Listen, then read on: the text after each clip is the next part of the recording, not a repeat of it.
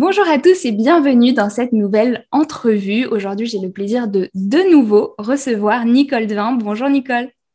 Bonjour Diana, contente de te revoir. Également très contente. Nous avions donc déjà reçu Nicole l'année dernière, ça fait à peine plus d'un an, c'était en avril, et elle nous avait alors parlé du monde de l'invisible, de sa connexion et de comment nous aussi, est-ce qu'on pouvait entrer en connexion avec le monde de l'invisible, de qui est-ce qu'il y a dans le monde de l'invisible également.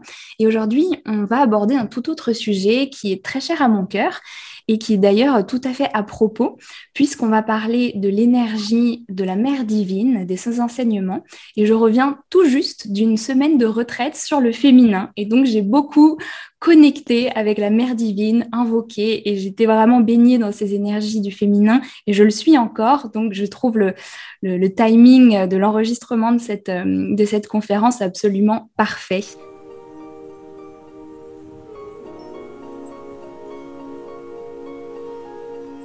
Alors, Nicole, pour ceux qui ne te connaissent pas, tu es médium.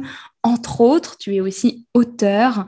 C'est difficile de tout, peut-être de définir tout ce que tu partages, mais ça fait maintenant de nombreuses années que tu es sur cette voie. Et tu reçois, entre autres, les messages des anges, des défunts, mais aussi de la Mère divine, qu'on appelle aussi Marie. Et c'est de son enseignement que tu vas nous parler aujourd'hui. Alors peut-être, est-ce que tu as envie de commencer par nous raconter comment a été ta première connexion avec Marie? Je sais que peut-être certaines personnes vont se sentir un peu limitées également par le nom de Marie, qui peut-être est trop connoté à la religion chrétienne. Donc évidemment, on va utiliser le mot de Marie, mais ce n'est pas uniquement dans la dimension de la religion catholique que tu vas nous parler. Donc, je te laisse peut-être un petit peu introduire cette énergie et ce sujet. Cette énergie s'est présentée à moi sous le nom de Marie parce que nous sommes dans un univers, une société chrétienne à mémoire catholique. D'ailleurs, j'ai été élevée moi-même dans une famille catholique et très jeune, je me suis dit qu'on me racontait vraiment des incohérences et j'ai rejeté toute cette religion, enfin, sans pouvoir la rejeter officiellement parce que ma génération ne pouvait pas s'élever contre les adultes, mais le seul personnage, je veux dire, de cette religion que je n'avais pas rejetée, c'était Marie. Donc, j'ai toujours, tous les soirs pratiquement, je me suis endormie en disant le début de la prière à Marie. Elle a toujours été présente dans ma vie, même quand j'ai été adulte avec des enfants. Quel moment n'a pas de soucis avec ses enfants? Ma réaction quand j'avais un problème qui me paraissait insoluble avec l'un d'entre eux, c'était bon, moi j'y arrive pas, alors tu te débrouilles avec eux. Et là, il y avait la solution qui se présentait tout de suite. En 85, j'ai abandonné un petit peu mon côté rationnel avec ma formation scientifique et j'ai fait donc une enquête pour démontrer que les voyants et les guérisseurs étaient des charlatans.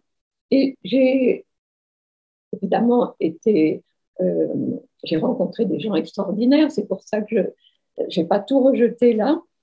Et j'ai rencontré beaucoup de voyantes. Et en général, quand j'arrivais dans un cabinet de voyance, beaucoup me disaient: Ah, vous n'êtes pas seule, Marie est à côté de vous. Alors, je pensais toujours que c'était parce que nous étions dans cet environnement catholique et que ces dames disaient cela pour réconforter la consultante qui arrivait. Mais je pensais que c'était, on va dire, une habitude pour elle. Mais je me suis souvenue aussi d'un fait un peu particulier. J'ai passé une partie de mon enfance en Algérie et j'ai fait ma communion solennelle en Algérie et aussi la confirmation, le sacrement de confirmation. Et là, je ne m'y retrouvais dans aucune autre région de France. En Algérie, on nous demandait de changer notre prénom de baptême et de choisir un nouveau prénom. Et je suis rentrée à la maison très fière de moi en disant que j'avais choisi le prénom de Marie-Ange. C'est quand même très curieux quand on sait que maintenant je suis devenue canal des anges et canal de Marie. Complètement, c'était déjà écrit. Écrit. Et maman l'a très mal pris pour deux raisons. Parce que j'ai eu une sœur avant moi qui est décédée à 3 mois. Et cette sœur avait été consacrée à Marie. Or, maman a pensé que Marie n'avait pas, euh, comment dis-je, n'avait pas écouté ses prières, n'avait pas donc accompli sa mission. Et donc moi, je n'ai pas été consacrée à Marie puisqu'elle n'avait pas fait son travail. Donc, et puis elle me dit en plus, tu choisis le mot d'ange, mais c'est plutôt un démon qu'un ange. Mais j'ai tenu bon. Donc, vous voyez, c'est pour la petite histoire, c'était déjà écrit. Hein.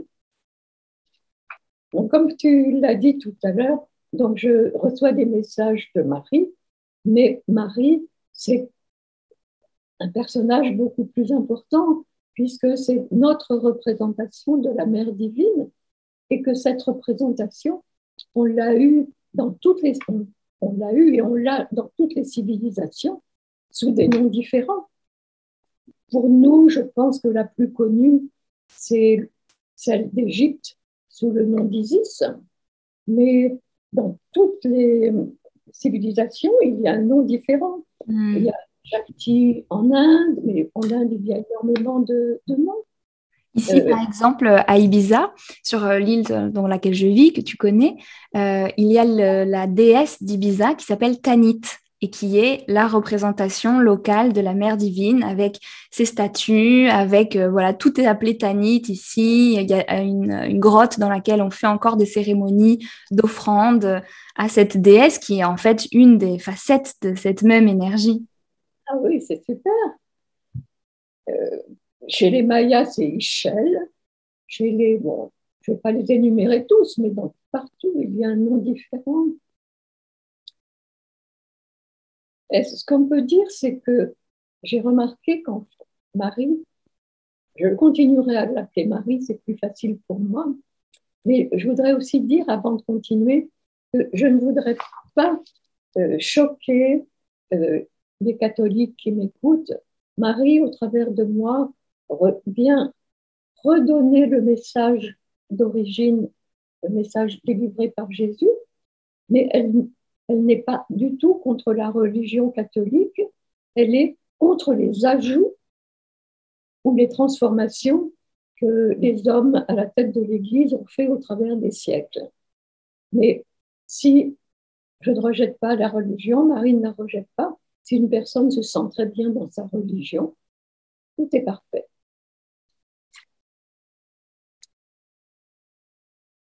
Donc j'avais remarqué que la France est particulièrement gâtée par les apparitions de Marie.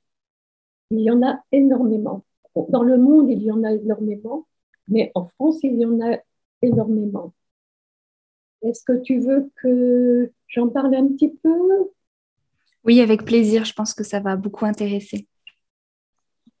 Je disais donc que la France est privilégiée et l'une des premières apparitions que j'ai notées, qui est importante, c'est une apparition qui a eu lieu dans les années 1500, 1519, dans le Var, dans un petit village qui s'appelle Cotignac. Et Marie est apparue à un bûcheron en lui demandant de faire construire une chapelle en son honneur et qu'il y aurait des pèlerinages qui viendraient, que ce serait un lieu de guérison. Alors, à l'époque, les choses allaient très vite. Marie avait dit, donc tout de suite, on a construit cette chapelle et les pèlerinages ont devenu très, très importants, étaient très nombreux. Et quelques années après, c'était l'époque de Louis XIII. Louis XIII, on va faire un peu d'histoire, marié avec Anne d'Autriche, était marié depuis 20 ans et n'avait toujours pas d'enfant. Et ayant entendu parler de la réputation de Marie de Cotignac, il a demandé à ce que la France tous les Français fassent des neuvaines à Marie de Cotignac pour que la reine tombe enceinte. Et c'est ainsi qu'est arrivé Louis XIV, qui a été baptisé sous le nom de Louis Dieudonné. Et en plus, et alors, quelques années après, en remerciement, en 1638, pour être précis, Louis XIII a publié un édit de consécration de la France à Marie, appelée donc par les catholiques la Sainte Vierge. Je pense que peu de personnes connaissent l'histoire de Cotignac. En effet, j'avais jamais entendu parler de cette histoire. Donc, on continue en France à avoir une dévotion toute particulière à Marie. Et quand j'ai lu, par contre, des récits d'apparition, de ce qu'elle disait aux voyants, je n'étais pas tout à fait satisfaite parce que je trouvais qu'elle parlait toujours avec des paroles catholiques. Elle parlait souvent suivant les dogmes catholiques et elle était présentée suivant l'iconographie catholique, tu vois, toujours avec des vêtements clairs, etc. Et au travers de moi, et c'est ce que je raconte dans le premier livre que j'ai écrit après mes contacts avec Marie, dans Messagère de Marie, j'explique l'arrivée de Marie dans ma vie, mais j'explique aussi ce qu'elle est venue dire au travers de moi, c'est-à-dire donner une autre vision que la vision catholique. Et comme je lui reprochais de se présenter toujours comme les catholiques le désiraient, j'ai reçu des messages que je vais vous lire de temps en temps. Mes apparitions n'ont été connues et reconnues que par le biais de l'Église catholique et de ses adeptes. Mais je suis souvent apparue à des non-catholiques et ceux-ci n'ont pas toujours compris mon identité. En général, ceux qui m'ont vue m'appellent la dame. Mais dès que l'Église s'en mêle, on me donne le nom de Marie ou de Sainte Vierge. Et puis quand je lui disais, mais pourquoi tu parles toujours comme eux? Lorsque je suis apparue à des enfants, je l'ai fait pour alléger le harcèlement qu'ils subissaient des autorités religieuses. Si j'avais parlé différemment, elles auraient décrété qu'ils étaient animés par le diable. Lorsque mon messager ou ma messagère appartenait au monde religieux, ils ne m'auraient pas écouté, pensant aussitôt être tentés par ce fameux Satan. J'ai donc agi par diplomatie pour arriver à mon but, et mon but, c'est la création de lieux de prière. Donc, dès qu'il y a une apparition, Marie, depuis des siècles, désire que ce soit un lieu de prière. Et elle dit ceci. Notre but en apparaissant depuis des siècles est de faire prendre conscience à l'humanité de l'importance de la prière. À chaque fois qu'il y a une apparition dans le monde, c'est quelque chose qui est décidé dans le plan divin. Je ne suis pas seule à décider. Il y a une sorte de hiérarchie et nous décidons de ce que nous allons faire pour réveiller ceux qui ont oublié ce qu'il est de penser, de prier, de remercier le ciel, la Mère divine, le Père. Il y a un conseil qui décide que j'apparaîtrai en tel ou tel lieu. Donc, c'est pour créer des lieux de prière et des lieux de guérison. Parce que quand on se réunit dans un de ces lieux de prière, il y a généralement une vibration très élevée, un égrégore qui est fort, qui peut aider justement à la guérison, au miracle et à la connexion finalement.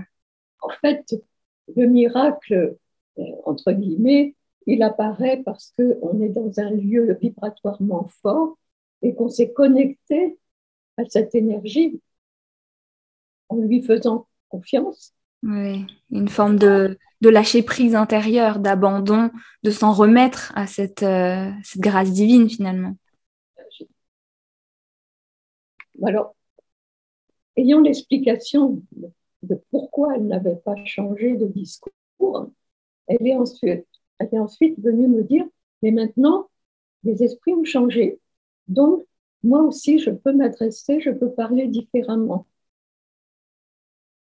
Et j'avais lu, quand je faisais mon enquête, j'avais lu un livre qui s'appelle Message de Marie à l'humanité.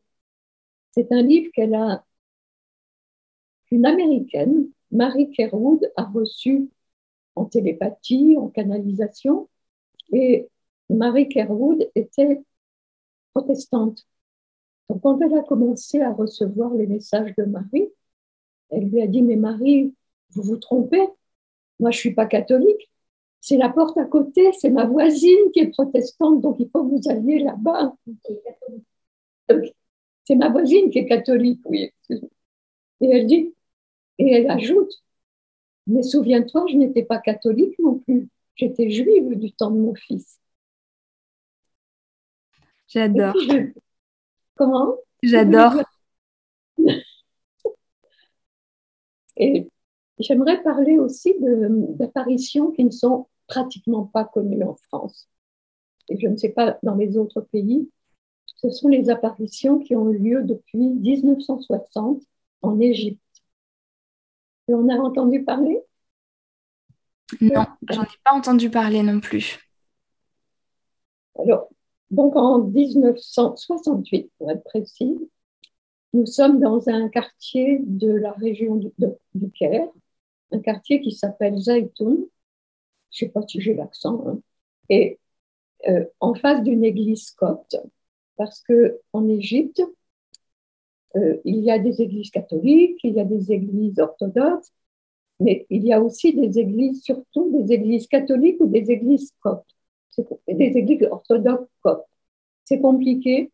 Les coptes, ce sont des chrétiens qui ont quitté Rome parce qu'ils n'étaient pas du tout d'accord avec certains dogmes de l'église euh, catholique. Donc, nous sommes à côté d'une église copte, et en face, il y a un garage avec des mécaniciens musulmans. La nuit commence à tomber et tout d'un coup, ils sont attirés par une grande lueur au-dessus de l'église et ils voient une belle jeune femme très lumineuse et ils sont ils sont étonnés. Et en même temps, ils voient des colombes qui se déplacent sans battre les ailes et qui se déplacent devant. Alors, ils sont interloqués, mais ils en parlent autour d'eux. Et le lendemain, il y a évidemment beaucoup plus de monde. Et pratiquement tous les soirs, il y a eu pendant des mois et des mois des apparitions.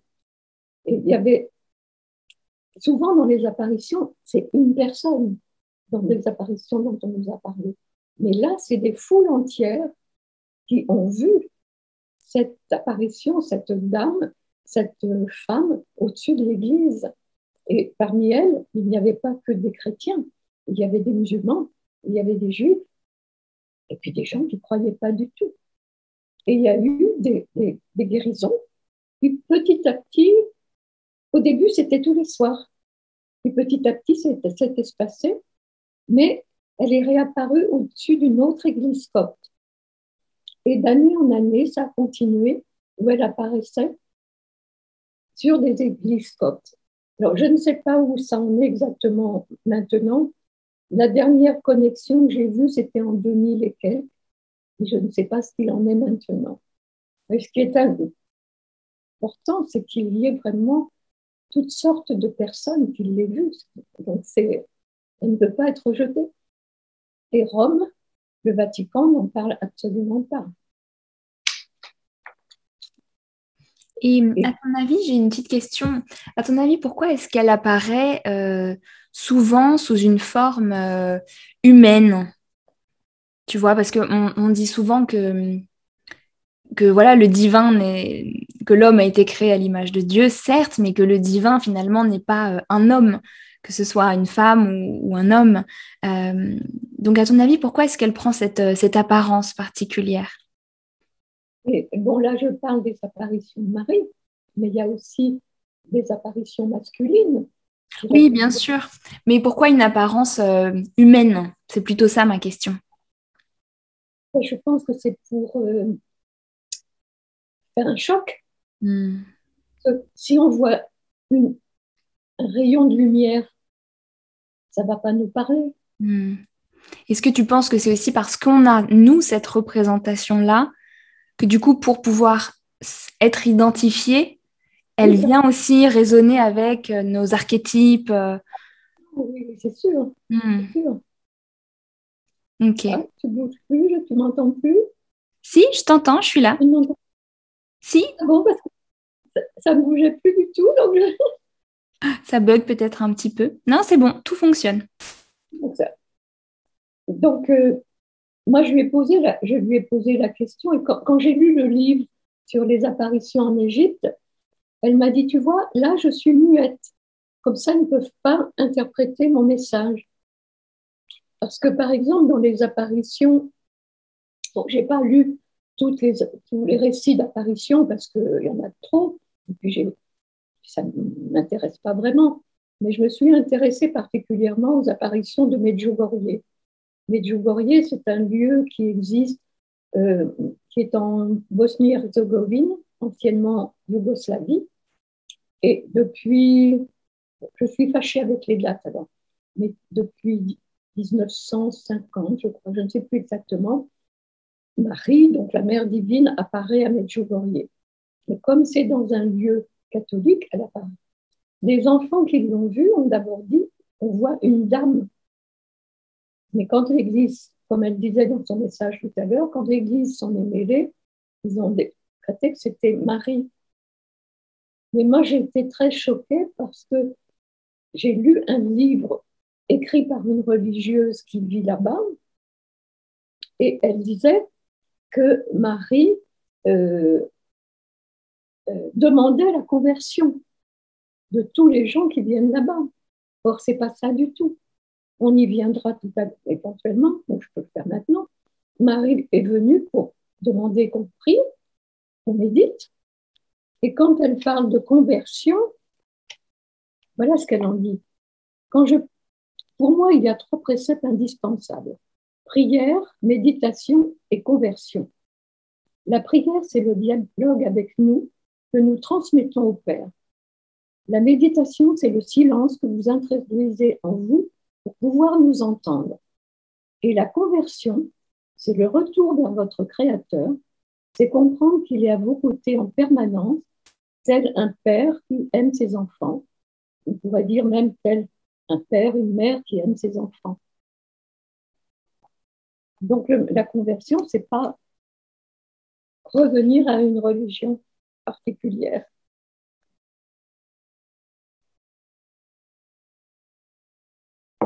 D'ailleurs, maintenant, elle apparaît à beaucoup de monde, mais souvent les personnes ne s'en rendent pas compte parce qu'elle apparaît comme Madame Tout le Monde. Ainsi, bon, ceux qui liront Messagère de Marie verront que j'ai eu avec Isabelle, donc Isabelle, c'est une associée, on a fait tomber quelque chose pour voir que je parlais d'elle. C'est mon associée, c'est mon amie, c'est, comment je vais dire, mon souffre-douleur. Non, mais c'est surtout celle sans qui je ne pourrais pas faire le travail que je fais actuellement.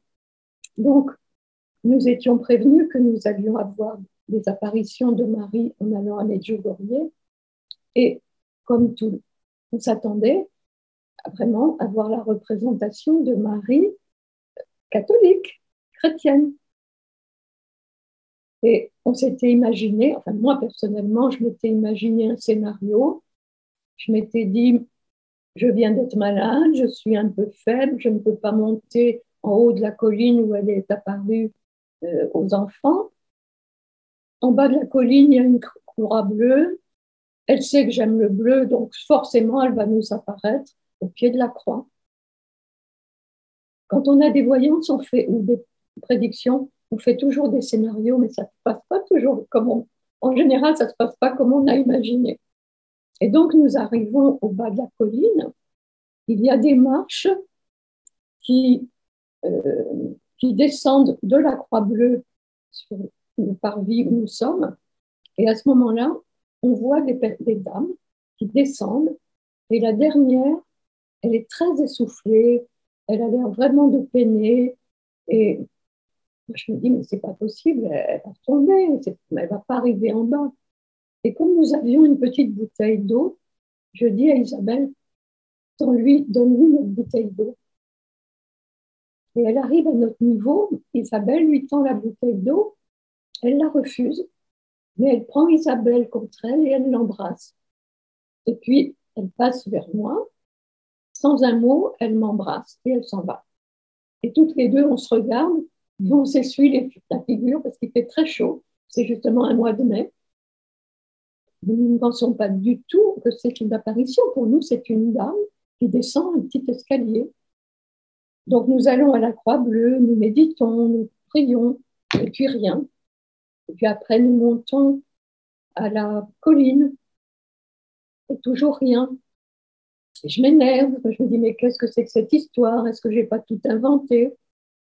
Et là, je commence à avoir des pensées qui s'imposent dans ma tête comme un disque rayé. C'est tu m'as vu, vous m'avez vu, mais vous ne m'avez pas reconnu. Vous m'avez vu, mais vous ne m'avez pas reconnu. Et le soir, je m'endors en priant, en me disant, mais expliquez-moi pourquoi vous nous avez fait venir là, etc. Puis je m'endors et je me réveille à 5 heures du matin. La veille, à 5 heures, Isabelle avait été réveillée par un coq qui chantait. Là, il ne m'avait pas réveillée, mais ce matin-là, il m'a réveillée. Et aussitôt, j'ai eu les pensées dans ma tête. Mais c'est évident, la dame qui nous a embrassés, c'est Marie qui s'est présentée. Et j'ai secoué Isabelle, qui m'a dit avec un grand sourire, et si la dame, c'était Marie? Et après, aussitôt, j'ai eu un message. Vous voyez, mes chères filles, merci. Si vous n'aviez pas eu ce geste de compassion à mon égard, de vous donner cette petite bouteille d'eau, votre histoire avec moi aurait été terminée. Et actuellement, oui, tu voulais dire quelque chose? Oui, tu penses que c'était un test Oui, oui, ça c'était un test, c'est sûr. pour tester votre compassion, pour tester votre capacité à avoir un cœur ouvert. Mais actuellement, Marie, Jésus ou d'autres êtres de lumière, l'archange Michael, que sais-je, apparaissent à beaucoup de personnes, mais sous une apparence totalement normale, on va dire, tout à fait réelle.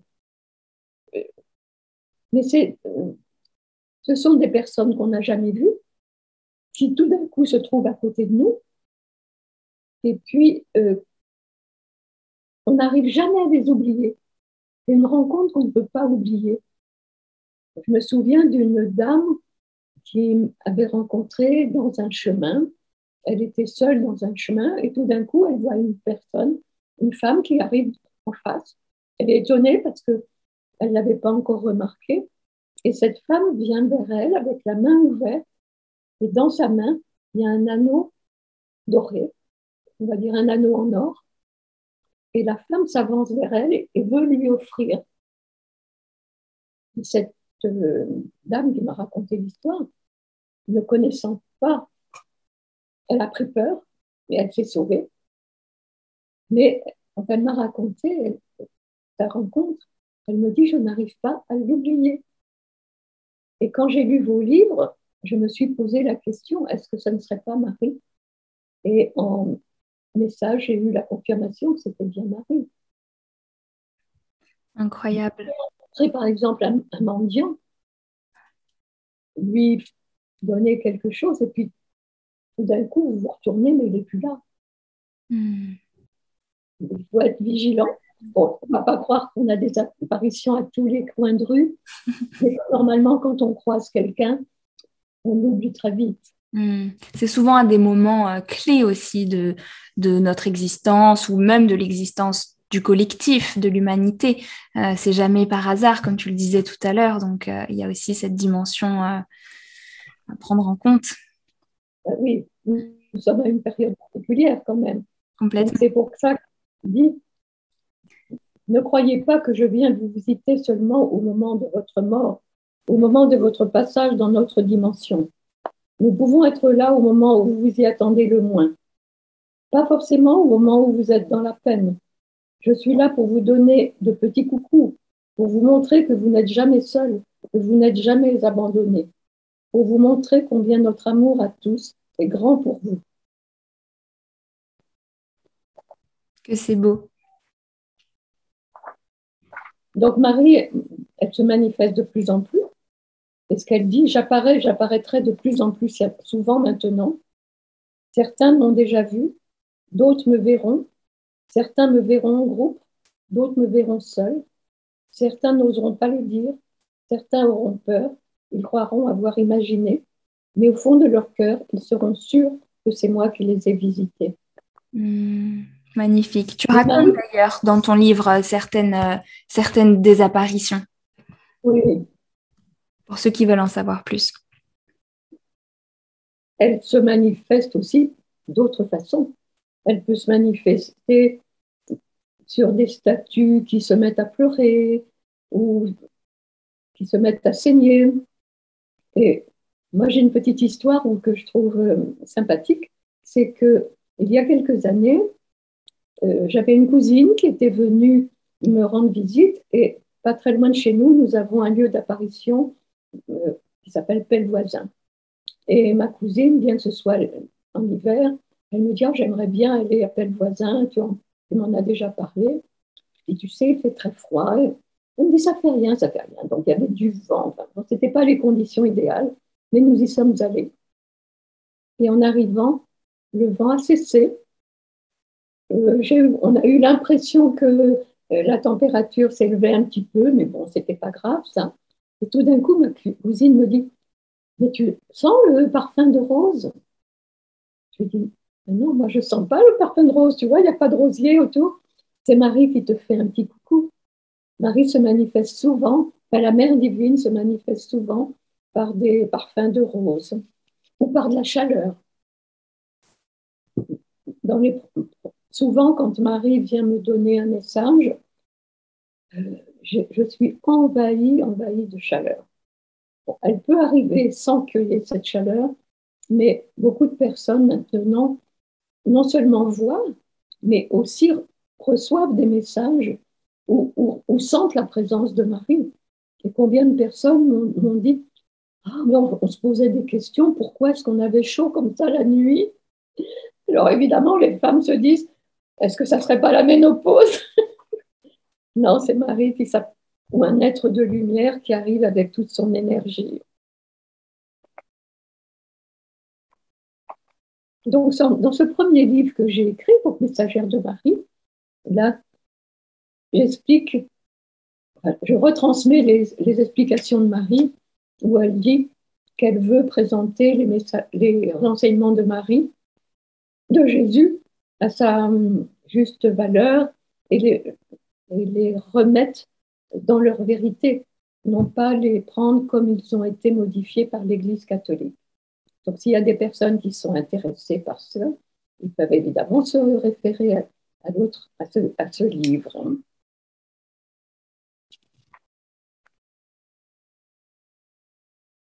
Dans le deuxième livre, qui est assez différent, c'est un livre où j'explique un petit peu le début quand même, parce que tout le monde n'est pas forcé d'avoir lu le premier. Ce sont beaucoup de messages qui sont classés par thème. Et c'est un livre où, comme son titre l'indique, où elle vient nous donner un enseignement, elle vient nous expliquer pourquoi nous sommes sur la Terre. Et elle dit que, comme tous les grands enseignants, elle dit que nous sommes là pour une évolution. Donc, et cette évolution, elle se fait par un travail sur nous-mêmes. Et elle donne un grand message très important. Et elle dit en particulier que ceux qui nous écoutent ou ceux qui nous lisent ne nous écoutent pas ni ne nous lisent pas par hasard, c'est parce qu'ils ont choisi, en cette période particulière de la vie sur Terre, ils ont choisi un rôle qu'on va appeler des rôles d'éveilleurs, Ils ont choisi de faire rejaillir la lumière. Alors certains disent, mais non, moi je ne suis pas là pour écrire, pour faire des conférences, mais chacun à sa place, lorsqu'il est un éveilleur, est important. Voilà ce qu'elle en dit. En venant sur Terre, vous avez choisi d'être des éveilleurs, ou des éveilleuses, bien entendu. Il n'y a pas que des éveilleurs publics. Il y a des éveilleurs qui travaillent de façon plus anonyme, et je peux dire que ceux-là font un énorme travail. C'est un travail de fourmi qui est nécessaire, important, indispensable. Ne pensez pas je suis dans mon petit coin et je ne sers à rien. C'est complètement faux. Vous servez tous à quelque chose, vous faites tous partie du puzzle. Car la vie est un immense puzzle, et sans l'une des pièces, il ne peut être terminé. Chacun d'entre vous a un rôle important. Ne vous minimisez pas, ne vous dévalorisez pas. Et ensuite, elle insiste sur les qualités que nous sommes venus développer pour notre évolution, mais également pour la transformation de notre société à l'époque où nous sommes. Donc, la première qualité, si je puis dire, à développer, c'est la confiance. La confiance en soi.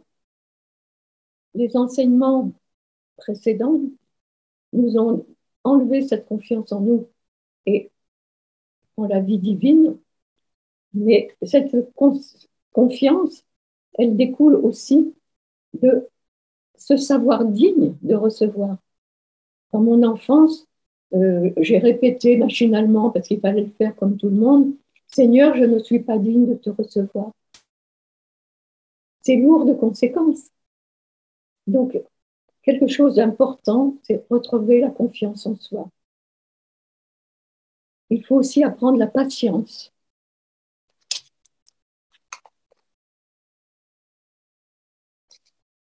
La patience.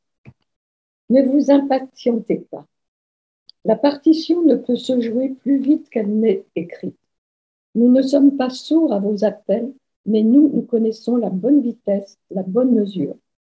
Alors, comme chaque musicien de l'orchestre, jouez votre partition avec foi et confiance en celui qui dirige la musique. C'est drôle que tu parles de ça. Et hier, je devais aller en ville pour aller passer un examen, en réalité, du permis de conduire. Et comme je suis pas dans mon pays, eh bien, c'est long et j'ai pas les papiers qu'il faut. Et du coup, là, je me suis faite encore recaler. Non, parce que je n'ai même pas pu passer l'examen parce qu'il manquait encore des papiers, etc. Et du coup, je faisais ma petite prière avant d'y aller parce que je m'en doutais. Et il y avait une jeune fille devant moi qui avait un grand tatouage dans le dos avec écrit en anglais « Le timing de Dieu est parfait ». Alors j'ai dit bon, ok, j'ai compris, je prends mon mal en patience et j'accepte. Et je me suis rappelé justement que voilà, ma volonté de timing n'était pas forcément celle qui était voulue pour dans le plan, dans ce qui doit être. Et donc du coup j'ai lâché prise et ça m'a permis de trouver un peu de paix par rapport à la frustration. Et la deuxième qualité qui découle de la première, en somme, c'est la persévérance. Et la persévérance, voici ce qu'elle en dit. C'est une qualité que vous oubliez de travailler en cette ère de la communication, de grande rapidité, où vous voulez que tout aille vite et tout avoir immédiatement. C'est une croyance, dis-je, complètement erronée, qui voudrait vous faire croire que lorsque vous êtes sur le bon chemin, tout doit se réaliser immédiatement, rapidement. Et l'on vous dit, si les choses ne se mettent pas en place facilement, c'est qu'elles ne sont pas pour vous. C'est oublier que cette grande qualité, ce grand travail sur vous-même, est la persévérance. Et d'ailleurs, la persévérance, quand on demande quelque chose dans nos prières et qu'on ne l'obtient pas tout de suite, c'est soit parce que ça n'est pas dans notre parcours de vie, ou alors c'est parce que ce n'est pas le moment. Bon, si je reviens en arrière, que lorsque je me suis mariée, mes parents qui n'acceptaient pas mon mariage, euh, ma mère plutôt qui n'acceptait pas mon mariage, est allée voir une voyante qui lui a dit que je serais très malheureuse, que j'aurais 3 enfants, que je pleurerais beaucoup. Elle a attendu 26 ans avant que je quitte mon mari. Elle n'y croyait plus. Donc, vous voyez, les choses peuvent arriver si c'est dans le plan divin, si c'est dans le plan que nous avons choisi. Mais pour ça, il faut aussi lâcher prise. Alors, le lâcher prise, ça, c'est un peu compliqué. Ah, ça, c'est sûr. C'est ce qui est le plus difficile, je crois. Qu'il vous est difficile de ne pas vous poser de questions, de vous laisser aller, en un mot, de lâcher prise. Nous nous arrangeons toujours pour que vous receviez tout ce dont vous avez besoin. Lâchez prise et tout vous sera donné en abondance. Amour, argent, santé, joie. Il n'y a pas de limite. Ce sont vos églises qui vous ont apporté limites, restrictions. Libérez-vous de leurs dictats. Autre chose à ne pas oublier, le remerciement. N'oubliez pas le remerciement et surtout le remerciement constant. Remerciez pour tout ce qui vous arrive, pour tout événement quel qu'il soit.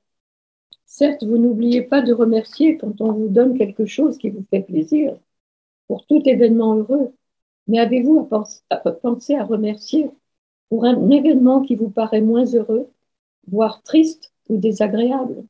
Pourtant, vous devriez le faire également, car cet événement est sur votre route pour votre travail d'évolution. Il n'y a nul hasard dans les événements de votre vie. Regardez ce petit Covid. Il avait sa raison d'être puisque je n'avais pas vu ton mail de 2019. Et c'est grâce au confinement que j'ai vu ce mail et que j'ai repris contact avec toi et que nous sommes ensemble aujourd'hui. Complètement. Comme quoi, parfois, une mésaventure peut révéler un cadeau. Une maladie est un cadeau. Mhm. Un licenciement, si on le prend, si on est persuadé que l'on va retrouver quelque chose de mieux, va forcément nous apporter quelque chose de mieux. Et ça, c'est déjà un travail important à faire sur soi. C'est toujours un travail qui est presque au niveau de l'âme, en fait. C'est un renforcement de ces qualités profondes qui sont au-delà de qualités de personnalité ou de traits, voilà, de caractère. C'est véritablement dans les tréfonds de notre âme que l'on vient développer ces vertus ou ces qualités d'âme. Et c'est le but de la vie, finalement. Ça commence au début, jusqu'à la fin, on aura des choses à travailler. Complètement. Et elle insiste sur le fait qu'on est entièrement responsable de notre vie et de la façon dont elle se déroule. Et elle nous demande aussi d'avoir du discernement. Mais en conclusion, je lirai tout à l'heure un message qui correspond à ce que nous vivons actuellement et qui parle du discernement. Donc, parce qu'il va falloir quand même se séparer et conclure, Marie vient donner des conseils en disant surtout, ne vous désespérez pas devant tout ce travail à accomplir. Parce qu'on pourrait dire, bah oui, c'est compliqué, c'est long. On fait tout ce que l'on peut à notre propre vitesse. Elle a souvent donné un exemple. Vous prenez 2 voitures. Elle prend une 2 chevaux et une Ferrari. Vous les mettez sur la même ligne de départ. Elles arriveront forcément au même but, mais dans un temps différent. Eh bien, nos vies, c'est la même chose. Si on s'énerve parce qu'on a, par exemple, un conjoint qui s'éveille un petit peu plus lentement que nous, non, c'est pas la peine. Il fait à son rythme. Donc, toutes les personnes font les choses à leur rythme.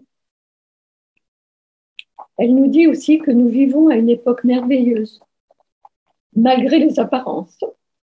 Parce que maintenant, on peut faire très facilement des rencontres, des lectures, on peut aller voir des thérapeutes, on peut faire des stages de développement personnel. Maintenant, tout est connu, on est à une ère de communication. Donc, si on cherche vraiment à débloquer ce qui nous bloque, on a toutes les possibilités qui n'étaient pas à la portée des siècles passés. Et puis, il ne faut jamais oublier l'aide du monde invisible. On en a parlé la dernière fois. Il y a une coalition dans le monde invisible pour nous aider, et encore plus en ce moment, je crois.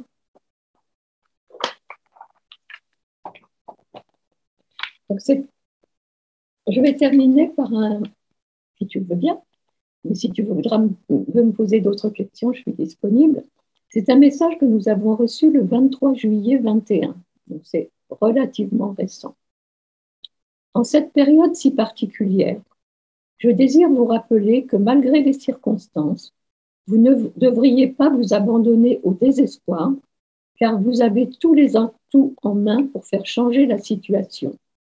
Vous qui me lisez, vous qui m'écoutez, vous avez tous beaucoup lu. Peut-être même avez-vous effectué un travail de développement personnel, mais tous ces principes, ces préceptes, sont restés pour beaucoup des concepts intellectuels. Ils étaient faciles à appliquer lorsque votre vie se déroulait sans toutes ces contraintes, ces restrictions et ces peurs apportées par ce petit virus. C'est un grain de sable dans les rouages qui a fait basculer vos vies bien établies et qui vous oblige à agir, à réagir. Je suis triste de constater combien nombreux sont mes enfants qui échafaudent des scénarios catastrophes alors qu'ils ont tous et toutes lu nos enseignements. Certains semblent avoir oublié combien vous êtes tous créateurs de votre avenir. Votre avenir, le vôtre et celui de votre planète, dépend de vos pensées, de votre confiance et de votre persévérance. Il semble que certains aient oublié combien la prière est votre bouclier. Aussi vais-je vous rappeler ce que prier veut dire. Prier efficacement n'est pas supplier, mais remercier. Remercier sans cesse parce que vous avez, mais surtout pour ce que vous avez, mais surtout pour ce que vous désirez obtenir, ainsi vous le ferez advenir. C'est le cas de la paix. Mes enfants bien-aimés, votre avenir est entre vos mains. Il vous faut arrêter d'être contre quelque chose, les circonstances ou quelqu'un. Soyez pour la paix et la paix sera. Nous avons bon espoir, car de plus en plus nombreuses sont les âmes qui se réveillent et prennent conscience que vous avez tout pouvoir. Magnifique. Merci Nicole pour ce message. Je suis toujours émerveillée de voir aussi les corrélations entre les messages que l'on peut recevoir de différentes sources.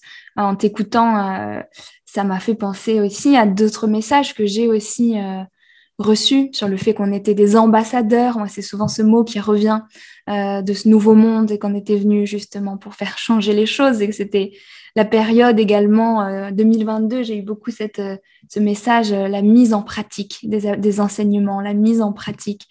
Et donc, c'est exactement ce que tu partages. Oui. Vraiment, je trouve très satisfaisant, c'est de voir que au travers de canaux différents, au travers de personnes différentes, qui ont des parcours différents, tous les messages des êtres de lumière convergent vers le même objectif. Exactement. Pour transformer le monde, et c'est par nous. Il ne faut pas attendre une intervention extérieure, un nouveau messie. C'est nous qui allons changer le monde. Et nous sommes en train de le changer. Nous allons vers un monde meilleur. Mais soyons patientes et persévérantes. Exactement. Ce que j'observe aussi et ce qui permet aussi, je pense, de pratiquer le discernement, c'est que dans ces messages de lumière, les vrais, on va les appeler comme ça, c'est toujours partagé avec beaucoup d'amour, de bienveillance. On n'est pas là pour faire peur. hein. Il peut y avoir des mises en garde ou des conseils, mais il n'y a jamais cette dimension d'aller finalement voilà, réveiller les peurs, les angoisses, venir voilà, parler de choses effrayantes ou de donner un scénario absolument catastrophe. Et là, je pense qu'on peut mettre notre discernement en route. Partager encore un message que j'ai reçu parce que je le connais de mémoire.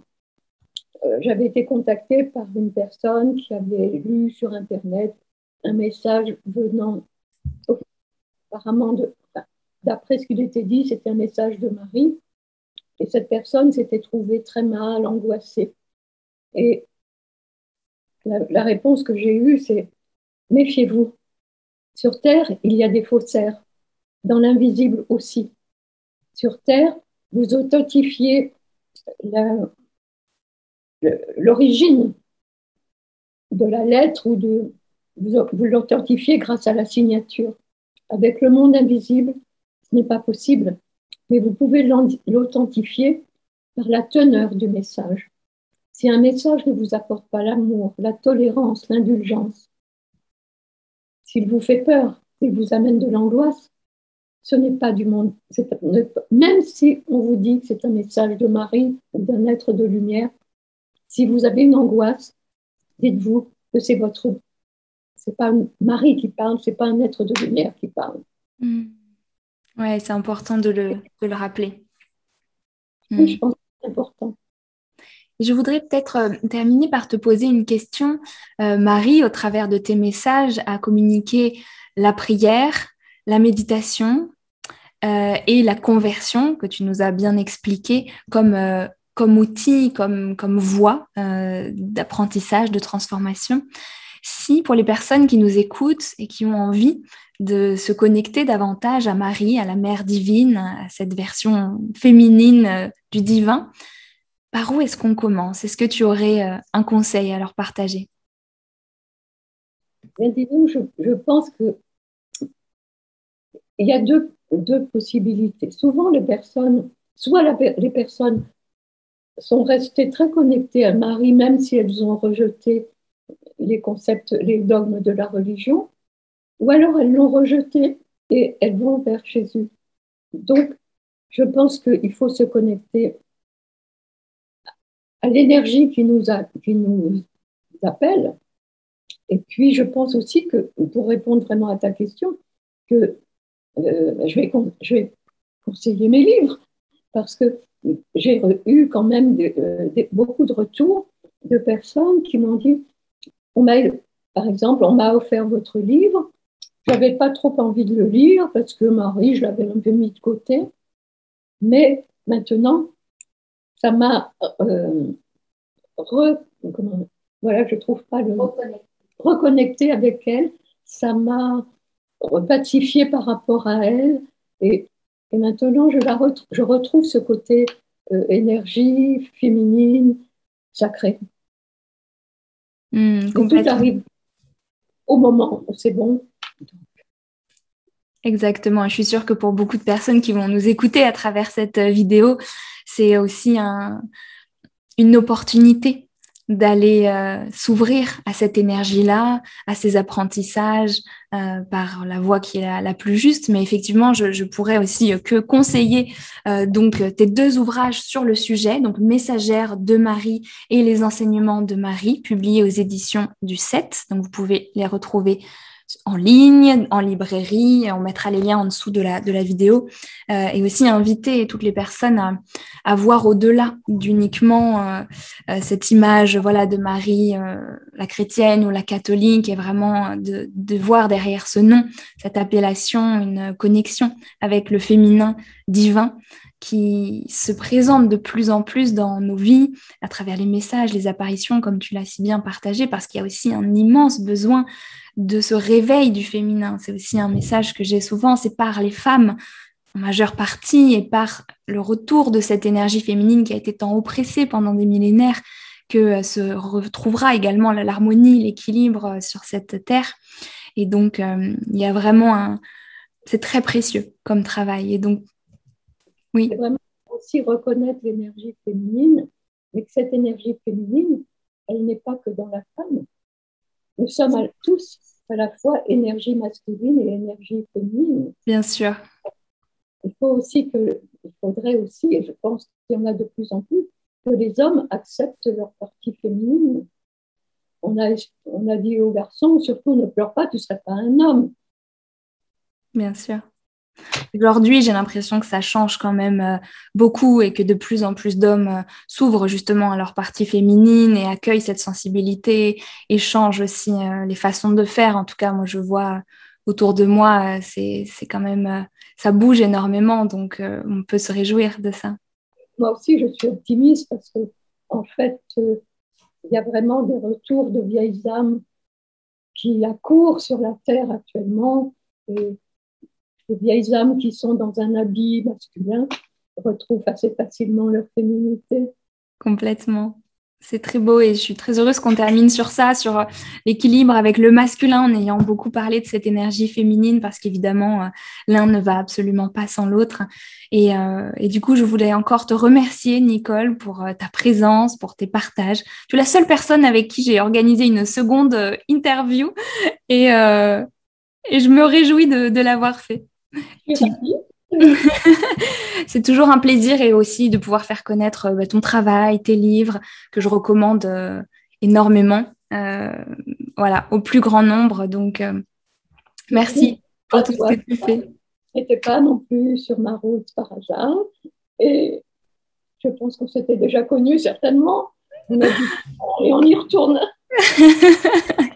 Sans doute, on se donne des coups de main en descendant sur Terre. Et je rappelle aussi, pour ceux qui n'ont pas vu la première interview, je crois que je l'avais mentionné, mais quand j'étais jeune, quand j'avais, je pense, 13 ans, c'est par tes livres et ton travail, parce qu'on avait des connaissances en commun, que j'ai vraiment... je me suis dit, mais enfin, ça y est, je me souviens, enfin, on me rappelle ces vérités qui étaient comme endormies à l'intérieur de moi et ça a été une grande, grande transformation. C'était vraiment, vraiment, je ne peux pas le décrire autrement que le sentiment de me souvenir enfin de toutes ces choses dont personne ne m'avait encore vraiment parlé jusqu'à maintenant, même s'il y avait déjà une ouverture spirituelle dans ma famille. Et à partir de ce moment-là, grâce à ton travail qui a été mis sur ma route aussi, pas par hasard, j'en suis certaine, j'ai pu reconnecter à fond les ballons avec ma spiritualité et mon chemin. Et c'est parce que dès que j'ai reçu les premiers messages, que c'était des messages des anges, j'ai trouvé que c'était trop simple. Je me disais, mais les anges devraient parler avec un langage beaucoup plus compliqué. J'avais lu le dialogue avec l'ange de Vita Malan. Je ne trouvais aucune ressemblance. Et les anges sont venus me rassurer en me disant, mais l'époque n'est pas la même. Et si tu veux que les jeunes lisent tes livres, nous sommes obligés. Il faut que nous parlions simple, de façon à ce que tout le monde puisse comprendre ce que l'on cherche à faire savoir. Exactement. Et donc, je te remercie pour ça parce que c'était vraiment parfait. Mais tout le monde peut les lire, hein, même les adultes, les enfants, tout le monde. C'est pas que pour les enfants. Je le rappelle. C'est ouais. Et c'est des lectures qui sont pas juste des informations, c'est des lectures aussi qui sont transformatrices parce qu'elles ont une vibration, parce qu'elles viennent nous toucher, voilà, parce qu'elles nous rappellent plus que sur un plan mental, vraiment en profondeur, justement rien qu'à la lecture de ces messages, on peut le sentir, hein, que ça fait écho à des choses très profondes en nous. J'ai eu des retours par rapport aux enseignements de Marie, de personnes qui ont senti vraiment une énergie particulière dans ce livre. Je vais raconter une petite histoire. Une personne qui était à l'hôpital, elle avait besoin d'une prise de sang et personne n'arrivait à faire la piqûre correctement. Et elle s'est rebranchée sur le livre qu'elle avait à côté d'elle. Et une nouvelle infirmière est arrivée et a pu faire la piqûre immédiatement. Donc, aussitôt, on m'a rappelé en m'expliquant que grâce à Marie, la piqûre avait pu se faire. Donc, il y a vraiment une énergie particulière. Complètement. Je complète tout à fait ce partage, je le valide à 100%. Nicole, merci du fond du cœur pour tes partages, pour ton travail et pour ta présence avec nous aujourd'hui. J'espère te revoir très bientôt. Et à tous, vous tous qui nous avez écoutés, je vous dis aussi merci. Au revoir, Nicole. À toi et merci aux auditeurs. Je suis ravie de savoir qu'on est très écoutés grâce à toi. Avec plaisir.